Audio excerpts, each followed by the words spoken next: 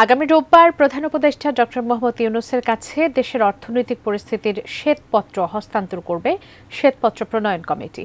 দুপুরে রাজধানীর পুরানা পল্টনে অর্থনীতি বিষয়ক সাংবাদিকদের সংগঠন ইকোনমিক রিপোর্টার্স ফোরাম আয়োজিত সংলাপে একথা জানান কমিটির প্রধান ডক্টর দেবপ্রিয় ভট্টাচার্য।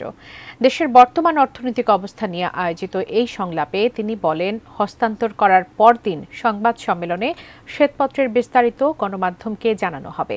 শেখ হাসিনা সরকারের পতনের পর আগস্টের শেষ সপ্তাহে সামগ্রিক অর্থনৈতিক অবস্থা পর্যালোচনায় শ্বেতপত্র প্রণয়ন কমিটি গঠিত হয়। 12 সদস্যের এই কমিটির প্রধান হন বেসরকারি গবেষণা প্রতিষ্ঠান সেন্টার ফর পলিসি ডায়ালগের সম্মানীয় ফেলো ডক্টর দেবপ্রিয় ভট্টাচার্য। এই কমিটিকে 90 দিনের মধ্যে প্রতিবেদন দিতে বলা হয়েছিল।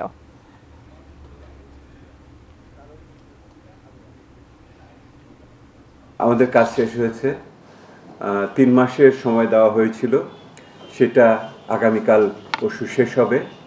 সেই হিসেবে রবিবার দিন মাননীয় প্রধান উপদেষ্টার কাছে দুপুর 12টার সময় আমরা শ্বেতপত্র হস্তান্তর করব।